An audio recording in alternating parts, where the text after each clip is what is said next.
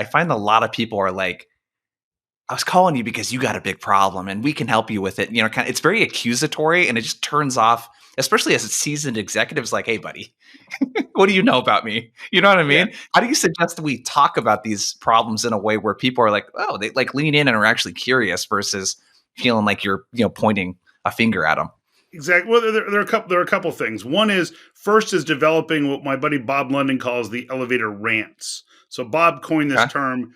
We use it a little bit differently, but still, I give him credit because I love the term the elevator rant. The idea of the elevator rant is, let's say you are in an elevator just by yourself. Doors are about to close. Someone sticks their arm in, doors spring open. Two people get on the elevator. Doors close behind them. It's your ideal client. What would they complain to one another about that when you hear it, you think, man, no one's better at solving that than us? These people are lucky to be on the elevator with us. We can help them better than anybody else. What would it sound like?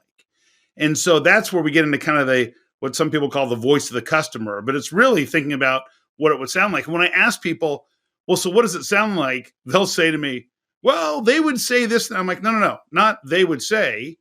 If you were overhearing it, what would it sound like verbatim? And it usually Yeah. has three components to it. It usually has some level of emotion, an issue, and then the impact, meaning, man, I'm sick and tired of X. The issue is kind of the superficial problem, and the impact is what happens if they don't solve it. So let's say that someone was contacting you about prospecting, or that you overheard people talking about prospecting. They might be saying, man, I'm sick and tired of us spending a ton of money on outbound, and it seems like nobody gives us the time of day. We can't reach anybody, and the clients we can help the most won't even listen to us. And now here's the impact. If that keeps up, we're going to lose market share, and our business may not succeed. Right? So that's kind of the rant that people might have. From a prospecting standpoint, what we have to recognize is that as soon as we sound like a stereotypical salesperson, Mm-hmm. all of a sudden people's knee-jerk reaction is no thanks, just looking. So you walk into a store, the salesperson walks up to you and says, may I help you? Now keep in mind, that's a pretty innocuous question. May I help you? More like, no thanks, just looking, just get away from me. They just offered to help, and we're like, get away from me. Why? Because we've been conditioned to believe that those people are only looking out for their own interests, not our own. So from a prospecting standpoint, there's a structure in same-side selling we call the same-side pitch, which is entice, disarm, and discover. So first, we entice by sharing problems that we solve with dramatic or extraordinary results. Then we disarm the notion that we're just there to sell something by acknowledging not everyone's a good fit for us. Then we trigger a discovery phase to learn more about their situation to see if we can help. Now, for many people who have been trained in sales, they find that to be counterintuitive because, no, we start with these big open-ended questions like, what keeps you up at night? Right? So people have been trained to ask these ridiculous questions. Well, what's your biggest issue? What keeps you up at night? Well, what if they responded and said, oh, what keeps me up at night? I have a puppy and he licks himself. Like, now what do you do? Oh, what else keeps you up? And it's like, all you're going to get is what's most recent in their mind. And what most people recognize is that more often than not, the biggest issue that you help your clients address is often a blind spot for them that they're not even aware of. So if we ask them what's their biggest issue, they're probably not going to identify the thing we can help them with the most. But if we said to them, gee, our clients who, let's say you were calling, you're calling manufacturers. You might say, so manufacturers often reach out to us because they're usually facing one of two or three challenges.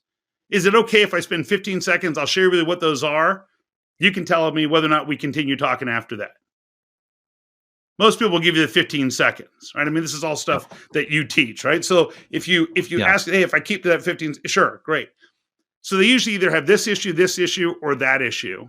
For the right organizations, they tell us we can deliver amazing results, but about half the people we talk to are the right fit for how we approach that.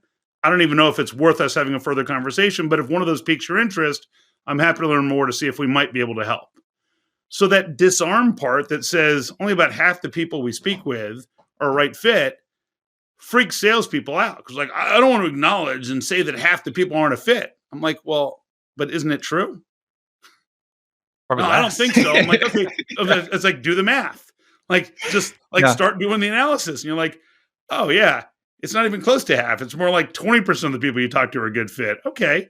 So, Yeah. what's wrong with having that conversation and being upfront about it? So now you're not just there to sell something, you're there to solve. I always say that you can show up in one of two ways in sales. You can either show up as someone who's there to sell or someone who's there to solve.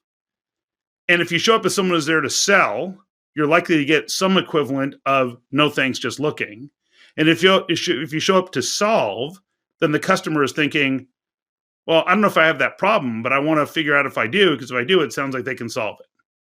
And so when you talk about how do you present it, I believe it's about identifying here are the kind of problems that we help people address. Only about half the people we talk to are even facing those issues where it's important enough to solve. But if you're facing that, I'm happy to learn more to see if we might be able to help. And now it's like, if it's important enough for them to solve, they're going to be like, well, tell me about the second one. And now we're having a conversation about Yeah. them instead of us.